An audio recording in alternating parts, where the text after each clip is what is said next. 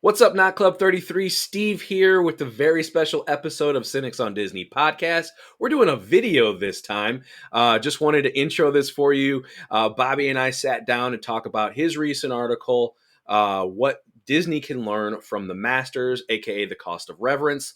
Let's jump right in to the episode next. Cynics on Disney podcast contains adult language. Listener discretion is advised.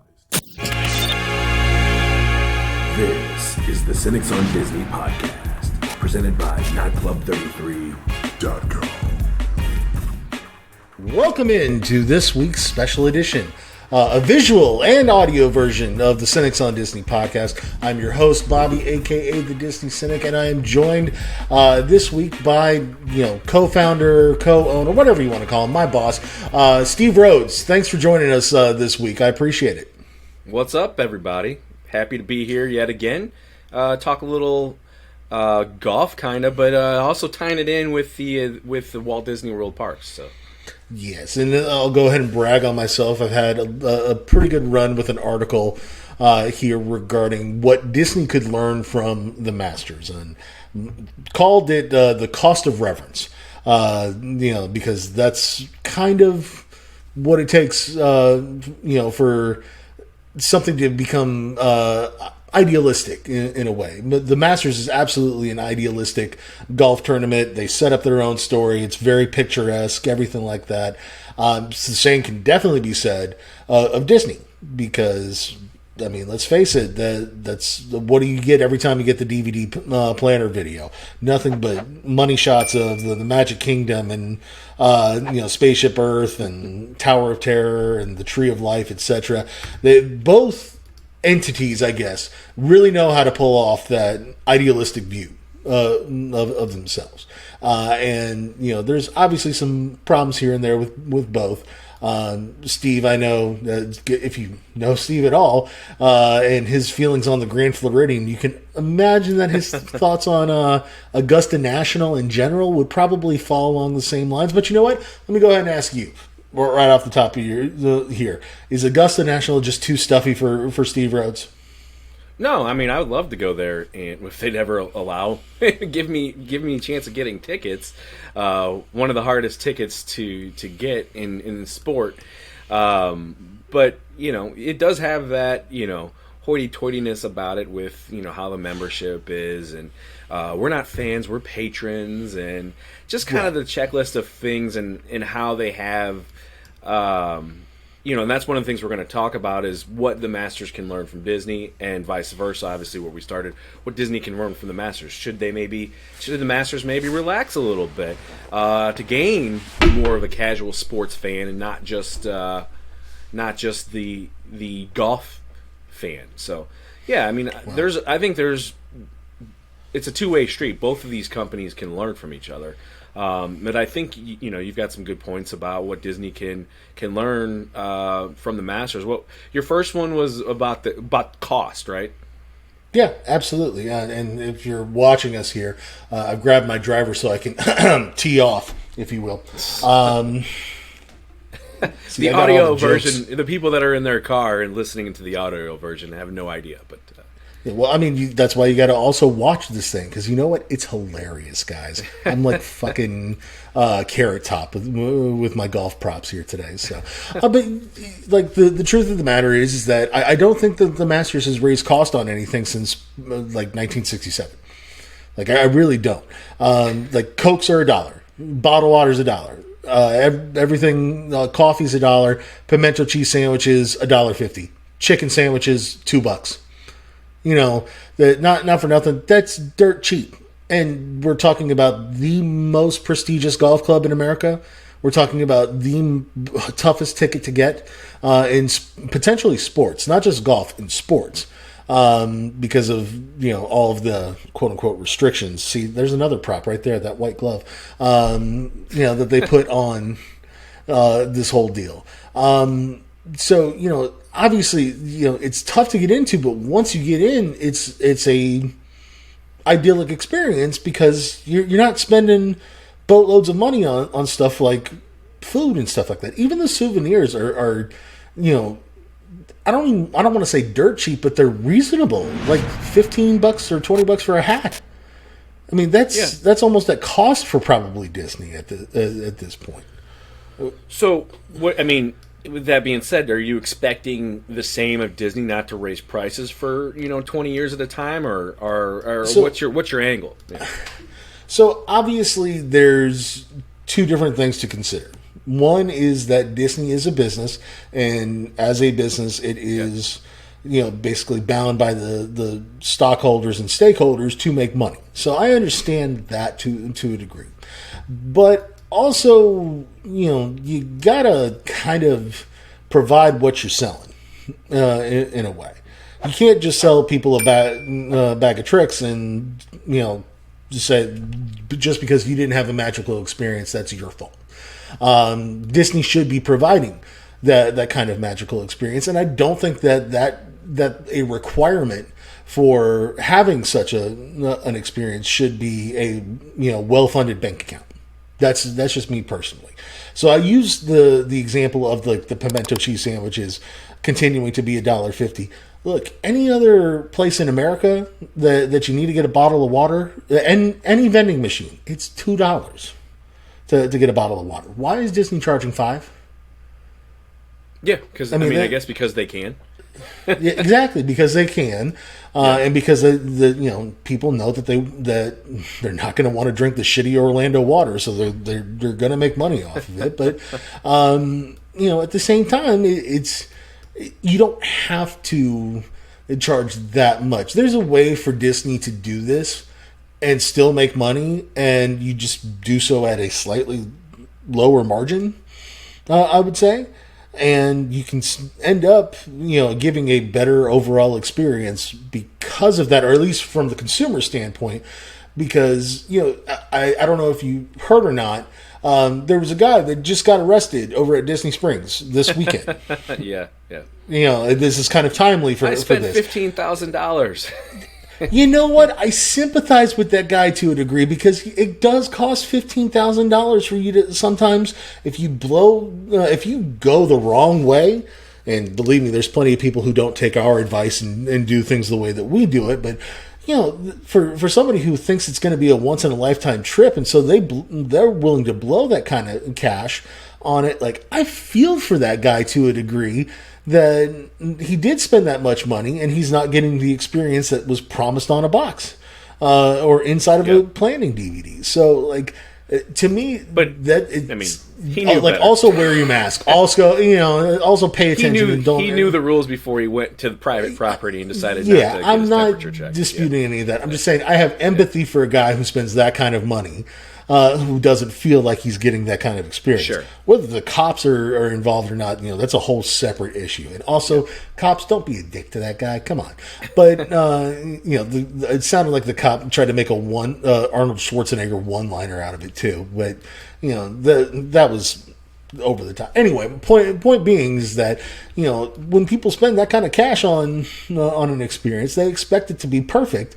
And when it's not perfect, I understand them getting kind of pissed off at things, So, from a consumer end standpoint, you can pay less, or you can certainly charge less, even if it is a little bit more restrictive on, the capacity or something along those lines, so that you can provide a less costly experience for the consumer.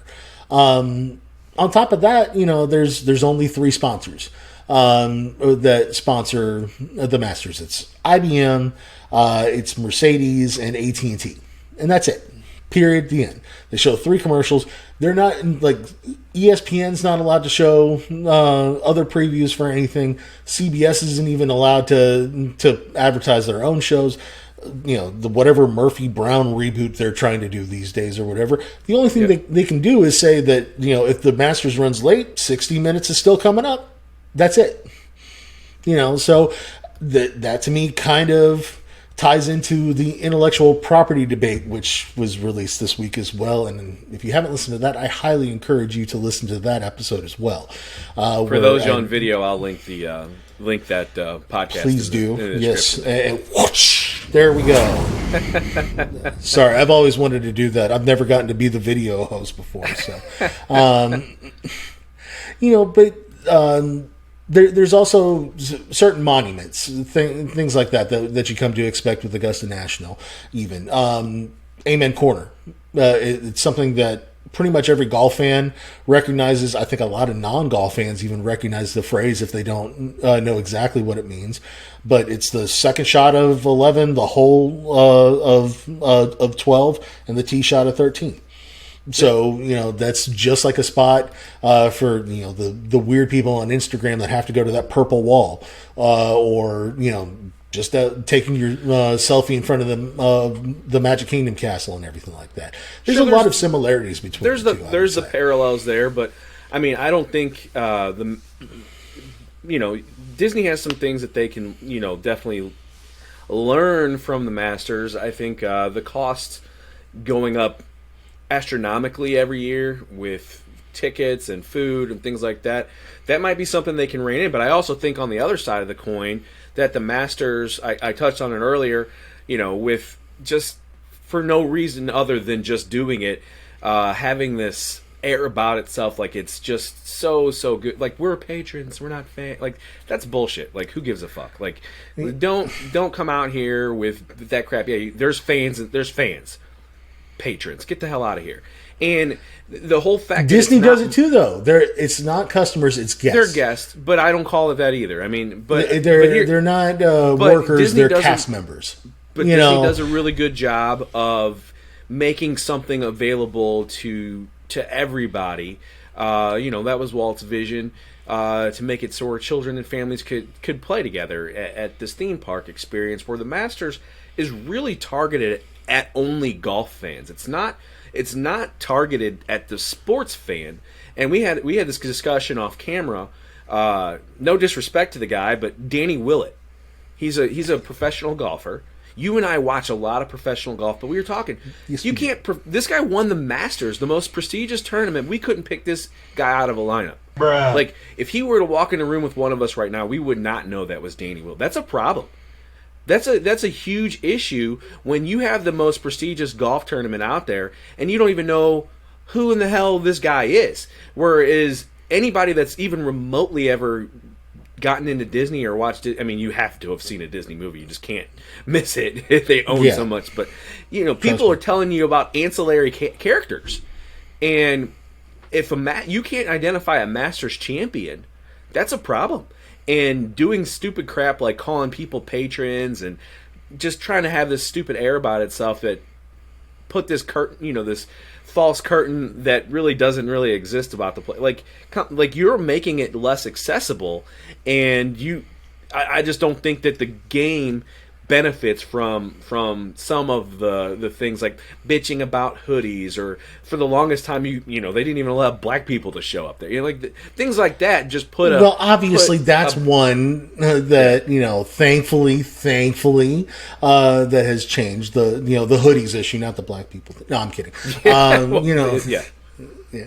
But at the same time, though, we've definitely discussed this, God knows how many times in text messages and everything like that. I've driven past Augusta National a handful of times. In fact, I did a project for work, not maybe 5-10 minutes down the road from there. So every time that I had to stop in and monitor the project, hell yeah, I was going to drive by just to say that I did. You cannot see it. You cannot see one single blade of the tournament area from the road. And also, the Augusta National Golf Club is in a shithole, as far as I'm concerned. The closest thing to something nice in that area is the Publix. But, everything else is like Hooters and the Knights Inn and a bunch of, it's the middle of nowhere. Yeah. Yeah, well, it's also a lot of lowbrow shit that you wouldn't think would be associated with the Masters, but there's a Wendy's right outside of the gate. So, but think of it this way: before Disney came into Florida, Orlando was a freaking swamp. It was a shithole. And I mean, hey, we're called the City Beautiful, man. The City Beautiful. But just think about that though, in terms of what Disney did and built Orlando into what it is today, versus where Augusta hasn't. Augusta National. What has it done for its town? What's happening around it? Nothing. And that just means certainly that not around the area. Yeah, this is a pilgrimage downtown for is a golf little fans. This is a pilgrimage for golf fans, and that's my point.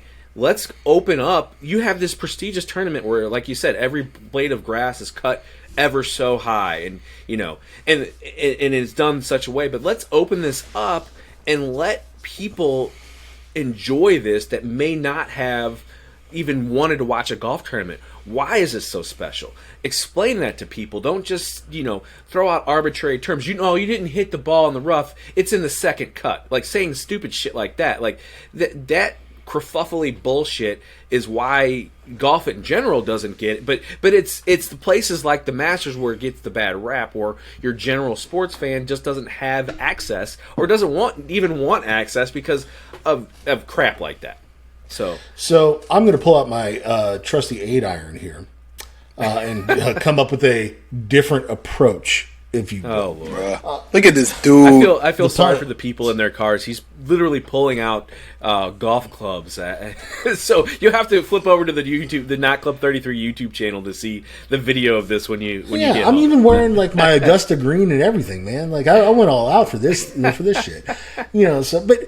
So my approach to this is that I think that some of what you're talking about is what makes Augusta National special compared to every other golf tournament that's out there. They don't call it the rough; they call it the first cut. They don't call customers, customers. They call them patrons, et cetera, et cetera. Sure. So I think that there's something to that in terms of an allure.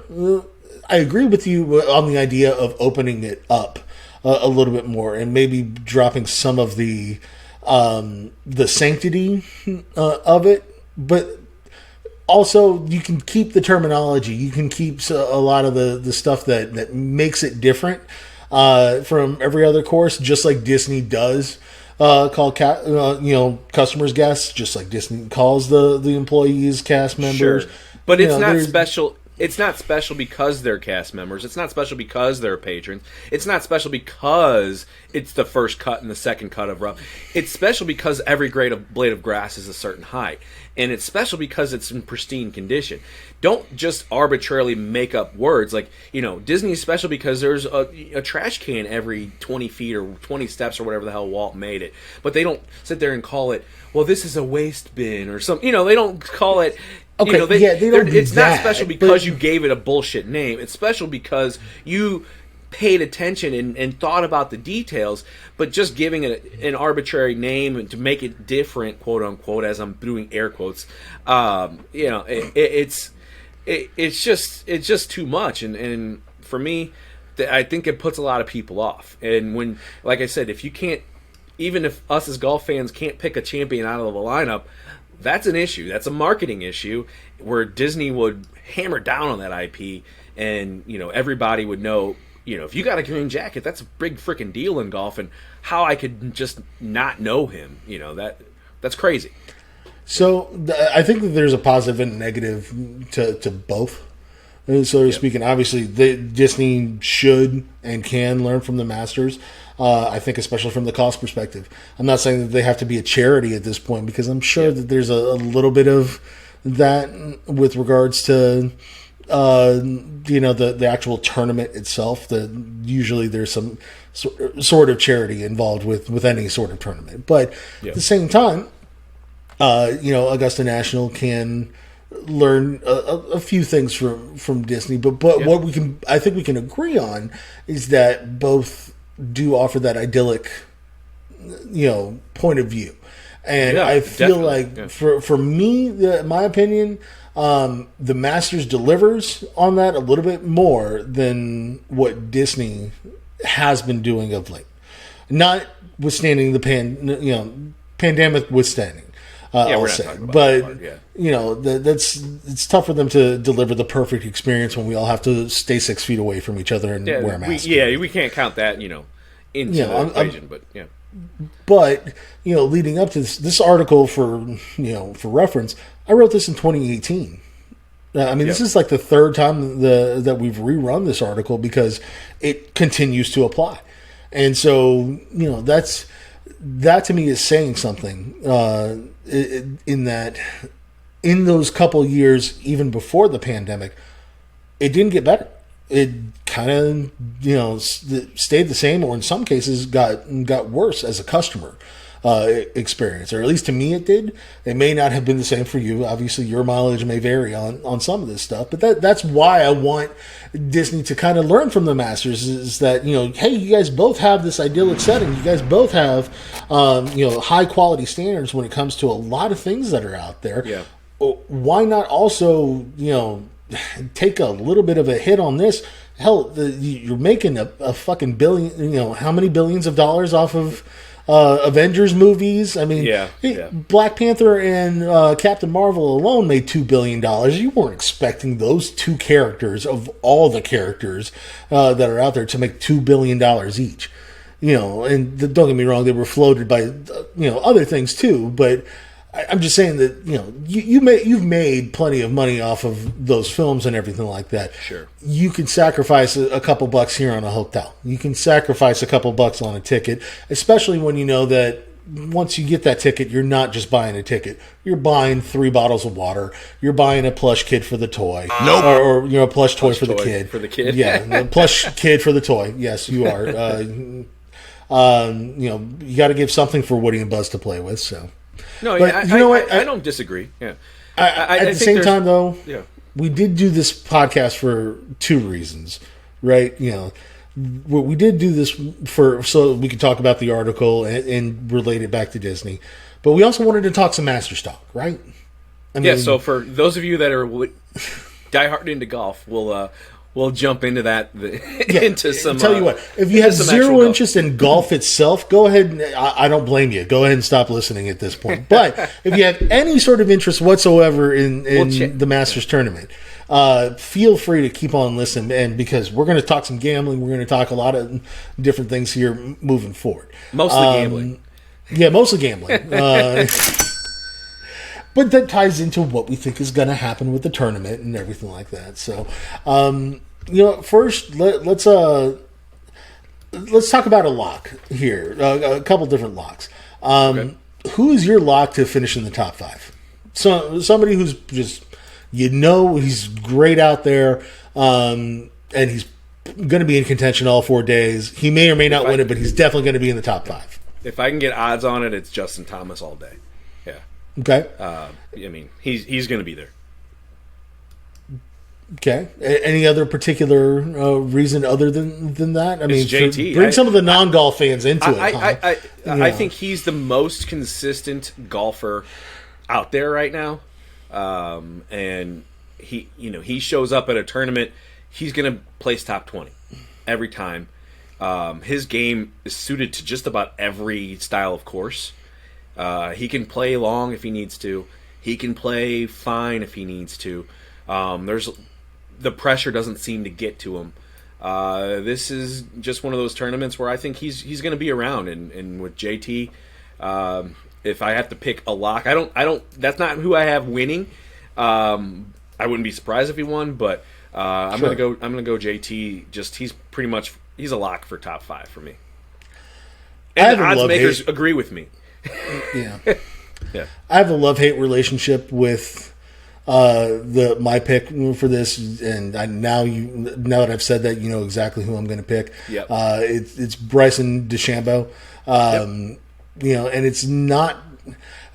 it's not because he's gone out and bombed, although he literally has hit 400-yard drives and everything like that, sure, which is absolutely batshit crazy.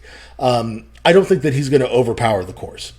But at the same time, Augusta is kind of a thinking man's golf course, which is why, honestly, I was shocked that DJ won. Dustin Johnson won it in 2020. Are you saying he's not a thinking man? I am very much so saying that he's the male equivalent of a bimbo. Him and Brooks Koepka both, are both like dumb blondes that you can make all those jokes about. I'm just saying they're not the brightest bulbs in the batch.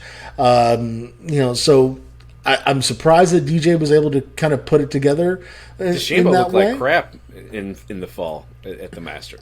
There was also this weird thing going on where I think he might have had COVID during that time, or like he might have had some symptoms of it or something, because he said his brain was foggy. He had like a lot of exhaustion type symptoms, and after winning a major and putting on all that weight like he did to be able to bomb it like he has, it doesn't shock me that his body kind of gave out on him a little bit when you're not used to playing competitive golf at that level in November.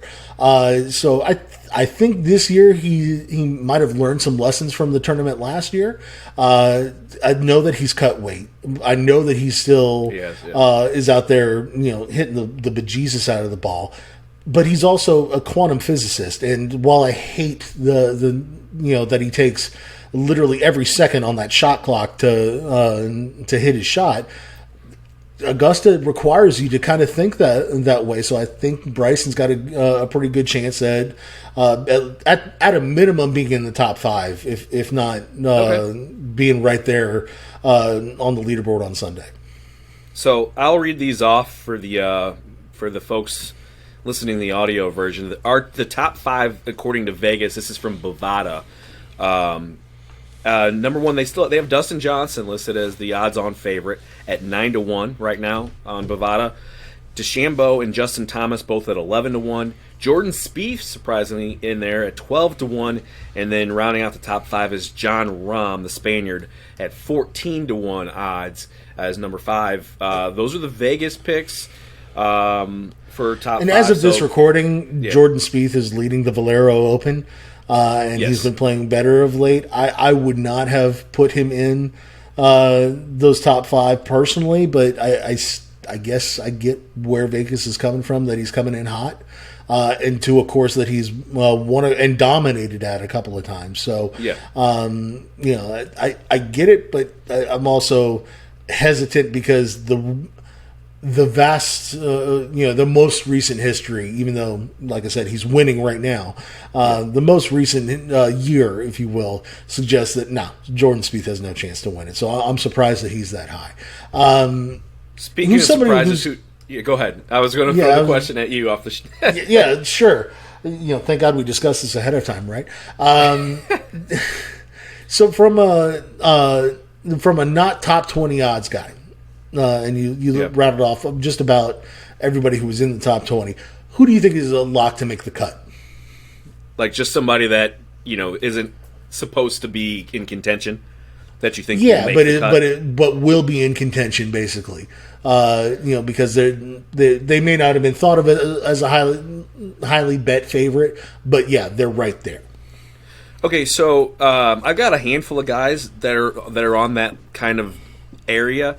One is Francesco Molinari at 125-1 odds to win, which that's quite that's big odds there. But he also he was Tiger Woods' biggest competitor right up until the 12th hole on the final day on Sunday. Yeah, so I definitely think he's going to make the cut. And this is the kind of course that he's not a bomber, and you don't have to be a bomber to play well at Augusta. So this is one of those type of courses where if he's calm and playing his game, he can be in there. And then my other, we already dropped his name. He's won it before, and it's 150-1 odds to win it again. At those numbers, you might want to throw $20 on Danny Willett. I mean. He's done it before, and if you can get 150-1 on it, I mean, why not? Yeah, I mean, I guess it's worth a unit, unit of gambling of what for entertainment purposes only, not purposes. We're not condoning gaming in states where it's illegal. No, not at all. Why would we ever do such a thing? But if I had to grab one of the dolphins from SeaWorld, which of course is an entertainment purpose, to gamble, that's a great line, and you know it. Oh God! So I'll throw a couple out there since you got to pick 2. One of them is my boy Billy Horschel. He's been playing great of late. He's finished in the top 10, I think 2 or 3 times out of the last 4 or 5 tournaments that's out there. He's at plus 8,000, which is 80 to 1 odds for the non-gambling guys out there.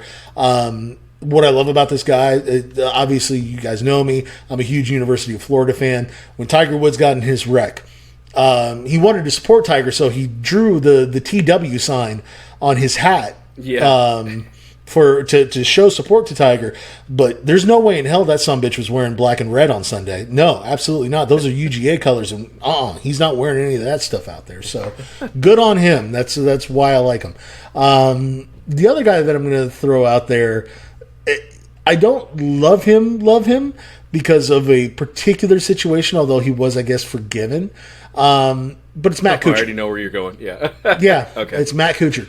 And it's because Kuchar's another guy that's kind of a thinking man's golfer. He's somebody who, like Francesco Molinari, he's not the biggest bomber out there, although he probably should be since he's like 6'9" or something ridiculous like that. That guy should be able to put a lot of torque on the ball. But Kuchar's a guy that is constantly in the top 10. No matter what tournament that he's in, he's always seems to be hanging around the top 10. And 100 to 1 he's odds on probably he's probably the most accomplished golfer out there that hasn't won a major. It'd be close between him and Ricky Fowler. So, you Fowler's see a lot playing, of... Well, he's not even invited, so...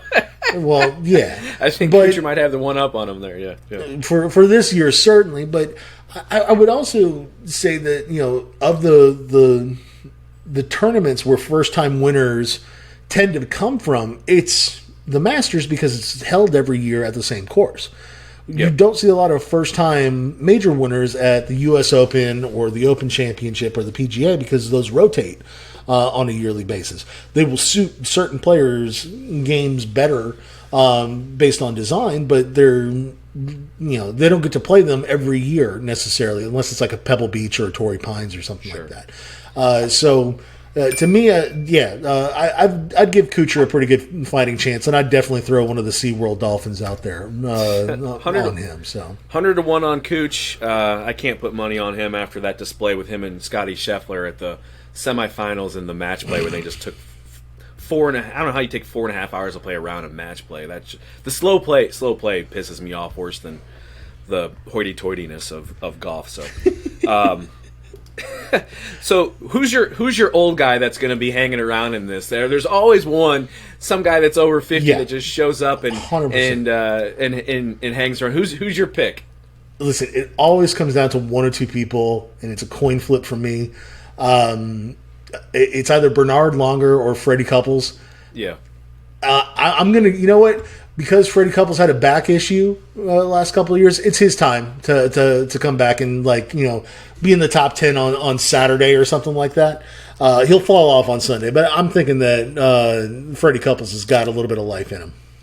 All right. Well, I was gonna go with Bernard Longer since you already kind of name dropped him. I'll kind of go off the beaten path, and I'm gonna drop my boy VJ Singh on you.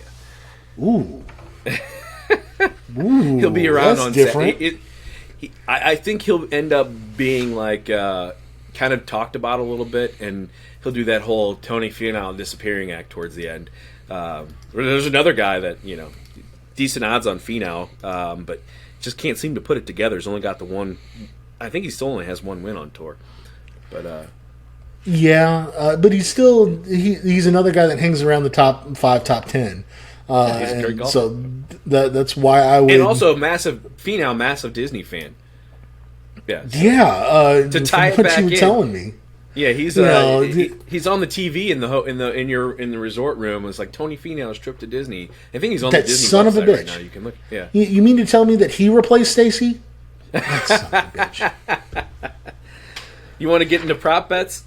Yeah, let's get into some of these prop bets because you've got some real ones and I've got some fake ones, and I kind of want to get into some of mine. So you start with some of the real ones that you can actually go gamble on right now at certain websites. Three it's that legal caught in your my state. eye in the ones that I might actually wager on. Bryson DeChambeau drive, total length, not carry, 404.5 yards over under. I'm going to take the under on it because I don't think he's going to be out there trying to bomb this course because it'll penalize you if you end up, in the quote-unquote second cut. So I'm going to take the under on that. So I'm going to take the over. And the reason is because there's 3 perfect holes in my mind where he can just let it rip. Number 2, number 10, and number 13. And 2 of those are par 5s. So you think he's just going to let loose and try to cut the trees out at like 2 or something like that and carry it 390 and roll out because past 405? 2 especially, it's downhill. Yeah. So if he gets it, if he hits that draw right and he kind of gets it on the right hand side of the fairway and gets it to kick left a little, it's going to roll forever. It wouldn't shock me if it gets down to like the 430 range, even because of that downhill lie. We'll see which driver he shows up with. So if he brings the 45 and a half inch or the 48. Yeah, he's got like 27 different drivers, I think, that he tinkers with on a daily basis. Not even using Cobra's newest driver. He wasn't. No, the last he's not. Yeah. I'm using a more modern Cobra driver than DeChambeau is. Yeah. All right, so let's see here. Here's another one to drop money on, and will there be an ace hole in one? I'm pretty positive. I mean, there generally is. I think the last 4 years there have been one.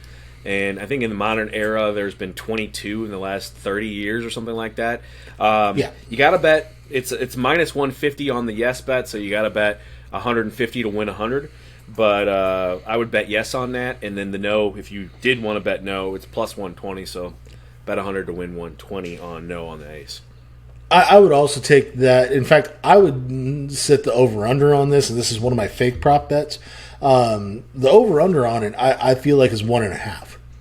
Yeah. Because there's usually one guy on Thursday who's struggling, who just hits it in the right spot and gets the hole in one and gets the roar of the crowd. He's not on TV, but except for that ace. But there's usually one guy that does that.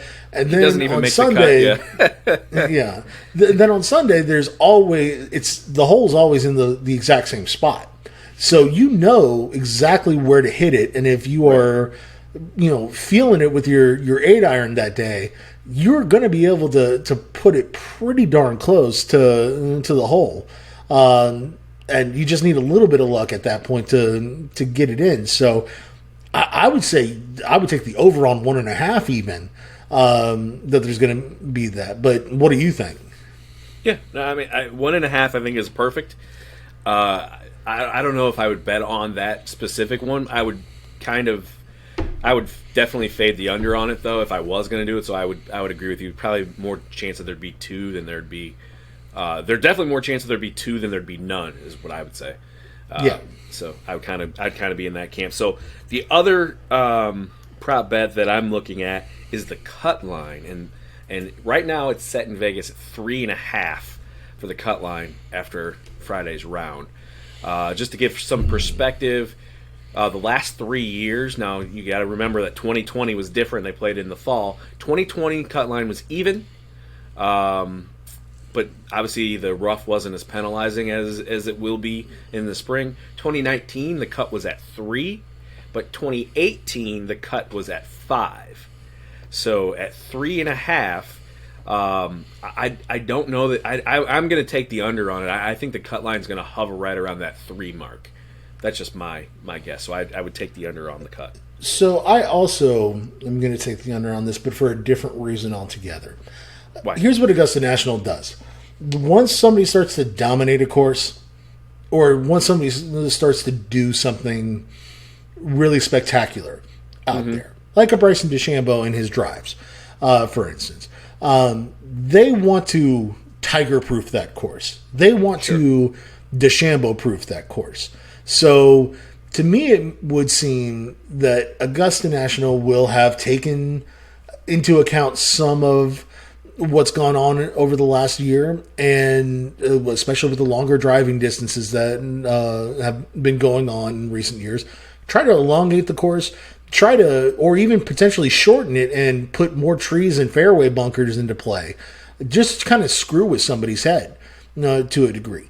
they really Zach Johnson. That's a guy that we should have mentioned. In our former contenders thing, he won it in 2007 with I think a score of +2 or +3 or something like that. Yeah. And that was because they tiger-proofed the shit out of that golf course. So you think it's going to be the cut line's going to be over 3.5? No, well, when you say under, I'm saying it's going to be like even par. Oh, you think the cut line's going to end up being even? People are going to play that well that the cut line's even? Yeah, but but at the same time, like even par is probably going to be closer to everybody's going to be bunched up into the pack, so to speak. I don't think there's going to be one golfer that runs away with it with like a score of -10 on Thursday this year. I think that there's going to be a lot more balance, and you're going to have a lot of people make the cut. Like 60 out of the 80 some odd slots are going to make the cut. That's my opinion. Gotcha. Okay. See here, do we have any other real prop bets that we want to talk about? No, those are the real ones. Obviously, more will come out after our recording. Sure.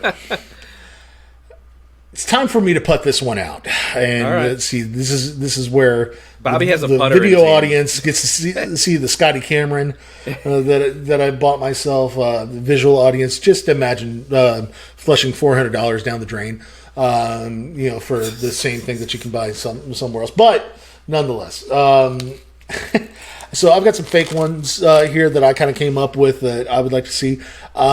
These are going to be +250 on all of them. Okay, so if you had to pick the winning player's color shirt, which one are you going to pick? I'm going to take the field on not red because Tiger's not red. Nobody will wear red on Sunday. So, that's not true. Patrick Reed. Our most hated tour rat. He's a he will wear red on Sunday guy. And so will Finau at times, but Reed, fuck him. Yeah. I'm going to still just take the field on not red. I don't care about the winning.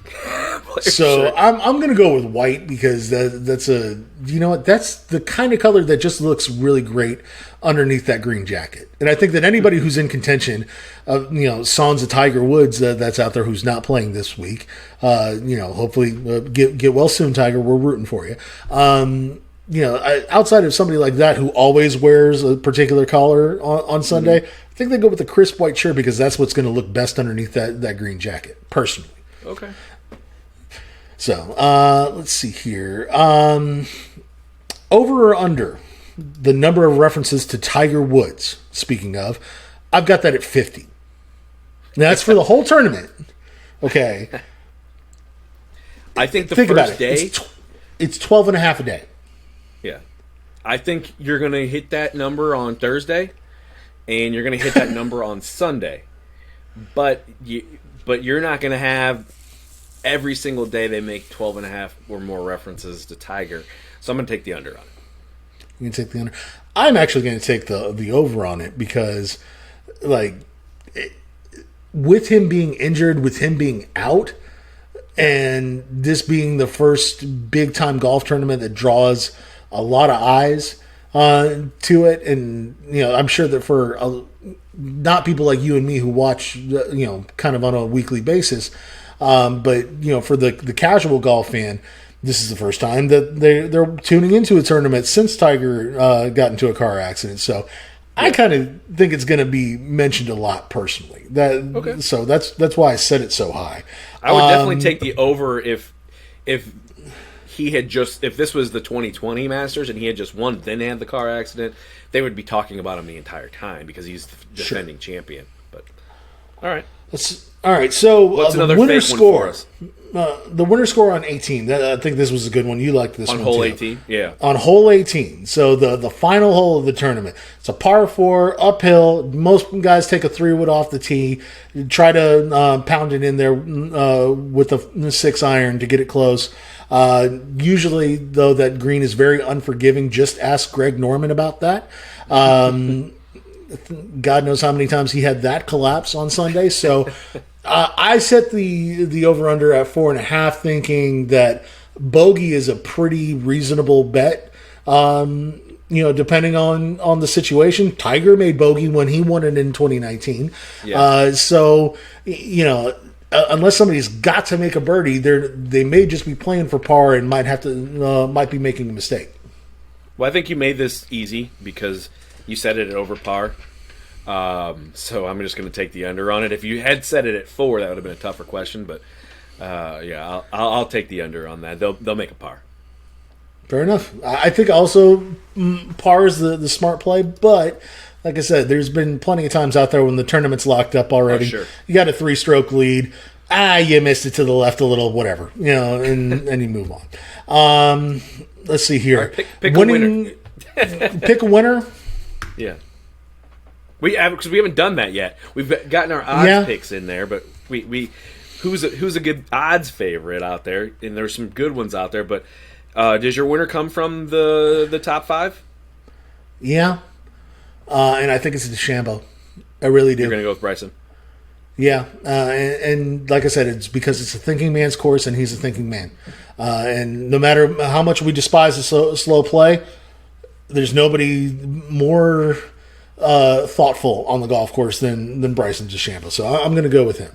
11-1 odds on Bryson. I'm going to go with the man that has 14-1 odds.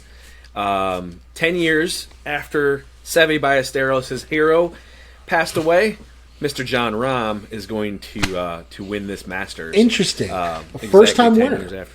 Yeah, he just plays well, and I just kind of like the pick on him. 14-1 odds, and whether or not he was 14-1, I just feel like he's going to win this one.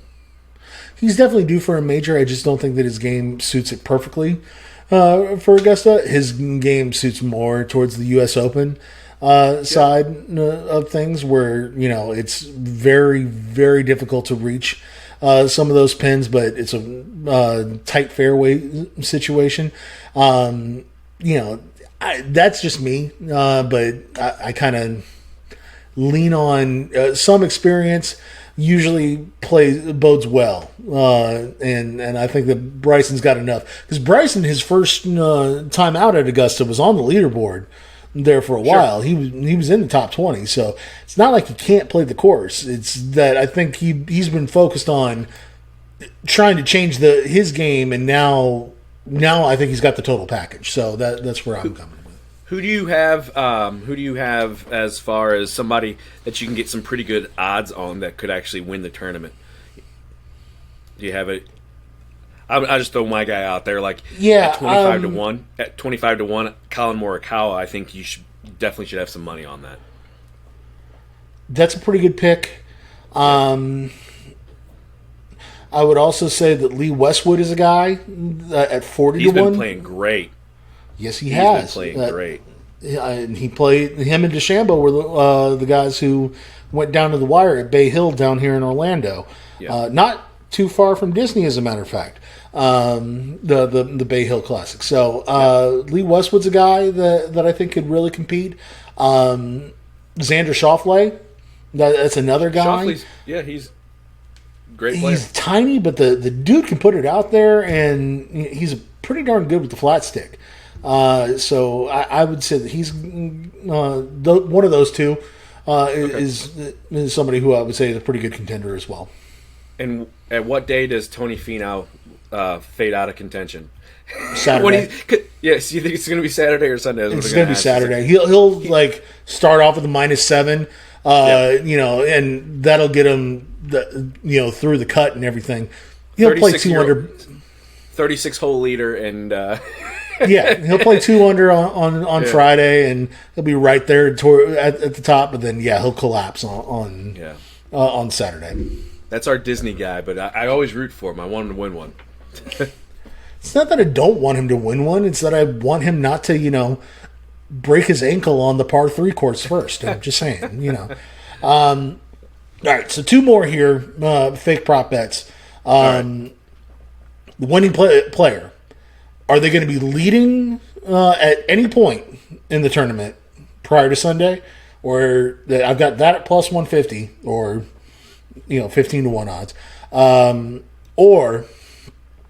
Or will they not have any sort of lead going into Sunday, come out of nowhere and capture the lead on Sunday and take it from there. Well, since I got that at plus 250.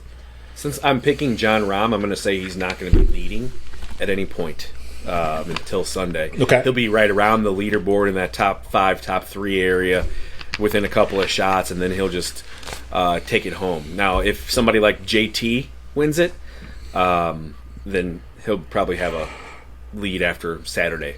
That would be my guess. Okay. So, which one are you taking then, for sure? Are you taking John I'm going Rahm? with the winning player will not be leading at any point until Sunday. Yeah. Okay. That would be my I bet. think that for the most part, you don't see that happen. Although it does happen. Tiger did it in 2019, so it's not unheard of at all. I would say though that because I think the winner is Bryson DeChambeau. Part of the reason why is I think he's going to jump up on the scoreboard pretty early and stay there, and that's what Jordan Spieth has done in the past, having huge Thursdays and Fridays, and playing, -2 or -3 golf on the weekend. So that's how I think it's going to go personally. I think that he's going to touch the leaderboard early on. And so I'm going to bet the if I was betting Bryson, I would definitely take that bet for him to be leading early. So, Steve, any other things you want to throw out there about golf in general, golf at Disney, golf, the Masters tournament, anything like that? I think we touched on a lot, and for those that stayed with us either here on YouTube or in your favorite podcasting platform, just want to say thanks for letting us shoot the shit about the Masters. I'm excited. And for those on the visual audience, I've taken off the white glove, and I'm going to smack Steve in the face with it and challenge him to a duel. And that duel will be to bring your clubs down with you the next time that you come down so that we can hit the links over at one of the Disney courses. I would love to do that. Just have to be one of my longer stays, not the last one where I was there for 2 nights. Yeah, obviously. The next long stay, bring the sticks. Or you know what? You can rent clubs there. I'm pretty sure you can rent some TaylorMades if you need to. So anyway, Steve, thank you so much for joining the show on this one. Thank you so much for making this a special edition as both a visual and an audio recording. Go check out the article that spawned all of this talk over on notclub33.com, and make sure that you're following us on social media, both at notclub33 on Twitter, Facebook, not Pinterest yet, Instagram, Tumblr, all of those. At Cynics on Disney on Instagram, and at Cynical Disney on Facebook and Twitter if you want to check out our specific show type stuff.